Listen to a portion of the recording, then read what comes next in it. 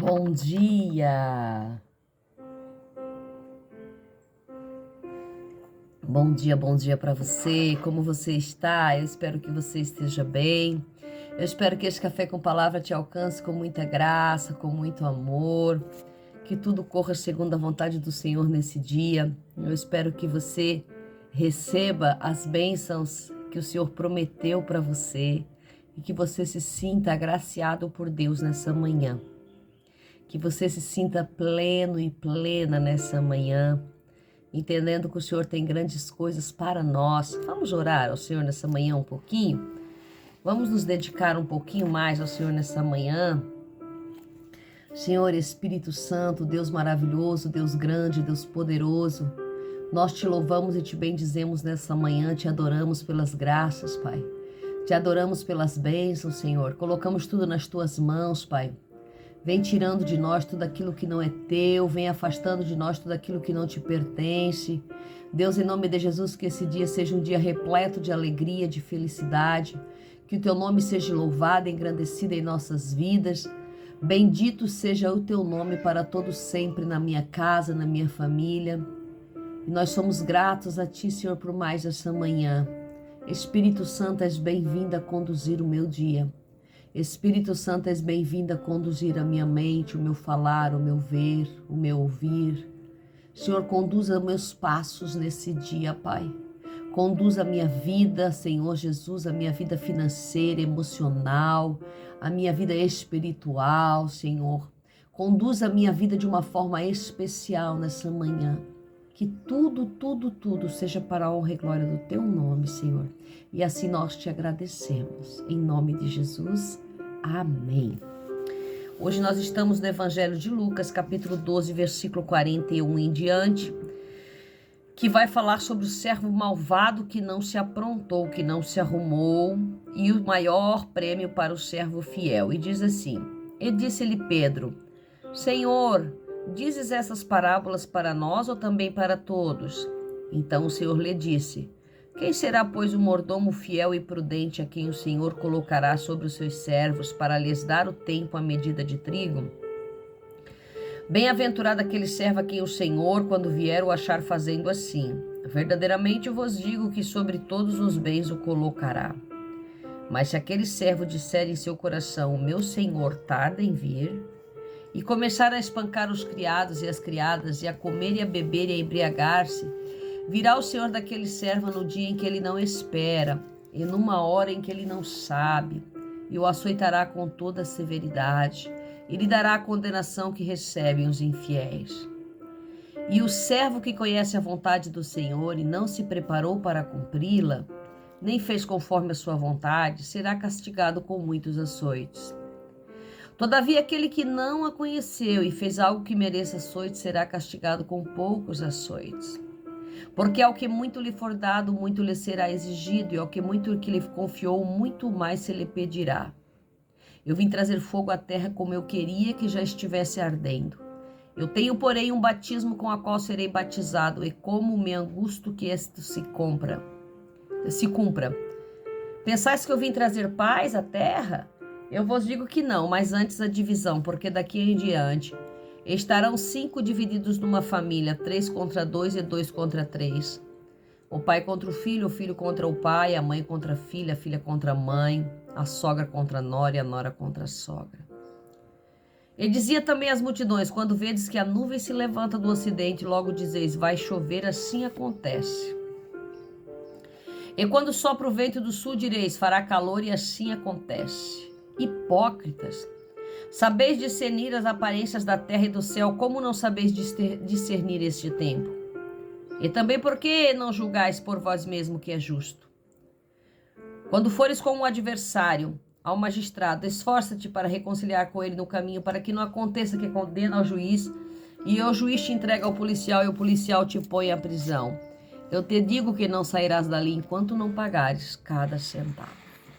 Glória a Deus. Palavra dura nessa manhã, a qual o Senhor nos traz.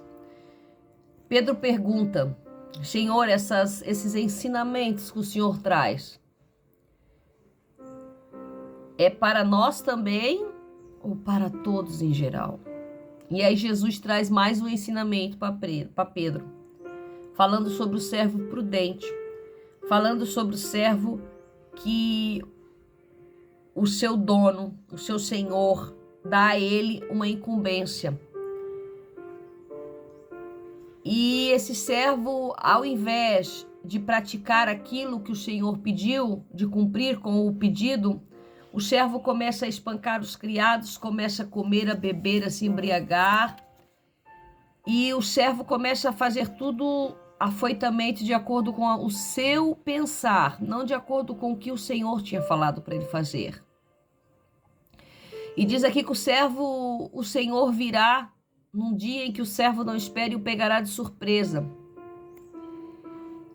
E para aquele que ele pegar de surpresa, haverá castigo. E toda palavra daquilo que o Senhor tinha pedido ao servo se cumprirá. E aquele que estava fazendo algo desmerecidamente, que estava fazendo algo que desagradava ao Senhor, mas não sabia, vai receber açoites, mas em menos quantidade. Mas o servo que sabia de tudo e praticou essas coisas, vai receber açoite com grande quantidade. Versículo 48 vai dizer que, todavia, aquele que não conheceu e fez algo que mereça açoite será castigado com poucos açoites. Porque aquele que muito lhe será dado, muito lhe será cobrado. E aquele que pouco lhe será dado, pouco lhe será cobrado. Esse é o castigo que nós poderemos passar no grande dia, no juízo. Essa parábola me fez lembrar de uma história que a minha mãe sempre me contava, que quando eles eram jovens, eles foram trabalhar em São Paulo, em casa de família, e chegando lá, eles eram os novos da casa, eles eram os empregados novos, tinha 3 empregados. Então a governanta aproveitou que os patrões foram viajar e fizeram a maior festa, comeram, beberam as melhores comidas e as melhores bebidas.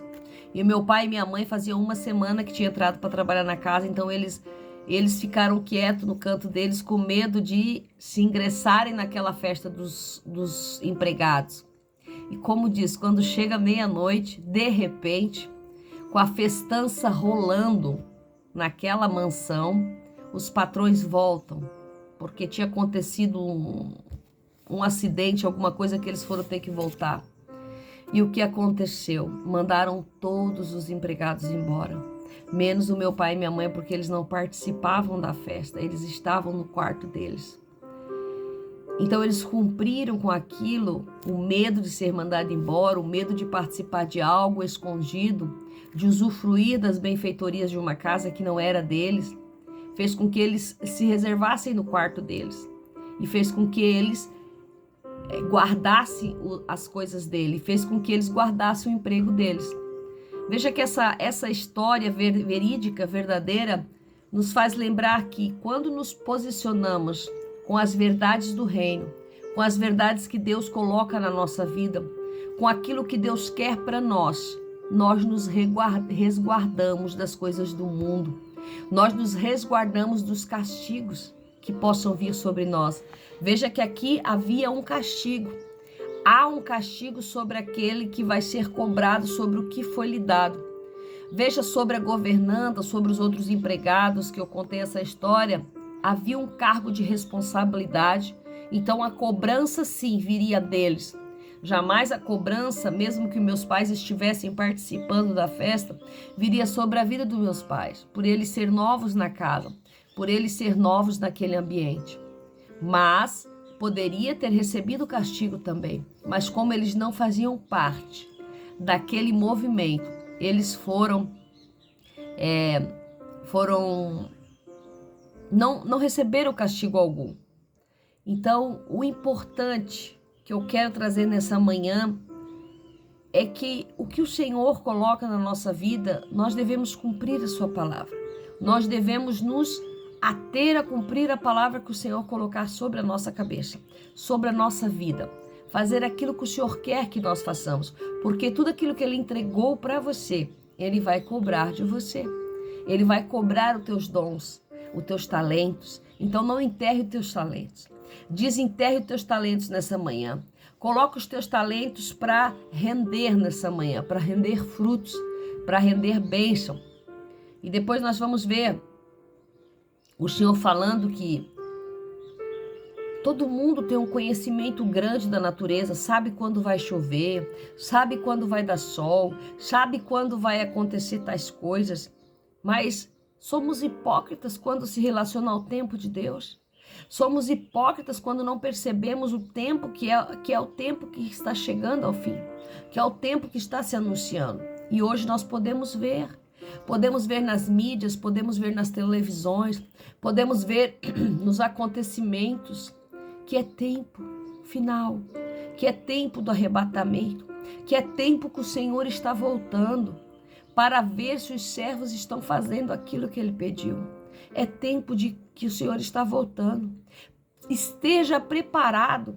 O começo dessa palavra nessa manhã quer dizer o servo que não se aprontou, o servo que não se preparou, o servo que negligenciou a volta do Senhor.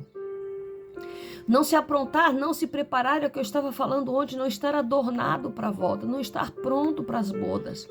Temos que estar prontos todos os dias para as bodas do Mestre, para as bodas do Cordeiro, porque é para isso que nós servimos a Jesus. É para isso que nós servimos a Jesus, para estarmos prontos e preparados. Se não fosse para isso, nós poderíamos estar aproveitando de todas as coisas do mundo, de todas as mundanices, vivendo uma vida de qualquer maneira, sem regras, sem restrição, sem problema algum. Mas não, nós vivemos uma vida segundo a cultura de Jesus, para estarmos prontos para o grande dia subirmos com Ele, para o grande dia vivermos com Ele na glória. Vivermos com Ele nos céus, vivermos com Ele nas mansões celestiais, vivermos com Ele nos lugares mais lindos. Então vemos que Jesus tem grandes coisas para nos entregar e é os tempos finais, é os tempos do fim, é os tempos que estamos nos preparando. E eu espero que você, nesta manhã, esteja preparado, esteja preparando que se Jesus tocar a trombeta, se Jesus chamar, se Jesus disser é o tempo, se Jesus vier na igreja, nas nuvens chamar a sua igreja, você possa subir com Ele, você possa estar pronto, você possa estar adornado, preparado para ir morar no céu, para ir morar com Ele. E a palavra nessa manhã não podia finalizar de outra maneira do que estarmos prontos para morar com Deus. Que o Senhor, o Espírito Santo, venha nos mostrar nessa manhã se há algo que desagrada em nós, se há algo que nos afasta em nós, se há algo que impede que nós subamos, se há algo que esteja impedindo que nós estejamos preparados para a volta do Senhor, que nós estejamos preparados para esta boda que vai acontecer. Que nós não façamos as bodas antes da hora, assim como os empregados fizeram lá no trabalho do meu pai. Que nós façamos as bodas com o consentimento e com a participação do Senhor, porque a palavra diz que o próprio Cordeiro servirá à mesa e os manjares são celestiais. Então não há bodas melhor nessa terra, não há festa às escondidas melhores do que aquela que o Senhor tem para nós. Não há festa melhor preparada do que a que o Cordeiro vai nos servir. Nós vamos nos assentar à mesa, aleluia! Nós vamos nos assentar à mesa e o Cordeiro nos servirá com os melhores manjares, com as melhores comidas e bebidas, porque nós iríamos gastar o nosso precioso tempo, porque nós iríamos gastar os nossos adornos aqui para uma festa do mundo. Não, estamos nos preparando para a melhor festa, que é a boda do Cordeiro. Deus abençoe você. Pense nisso nessa manhã, que o Espírito Santo te encha de glória, de graça e que Deus te conceda um dia maravilhoso, em nome de Jesus. Amém.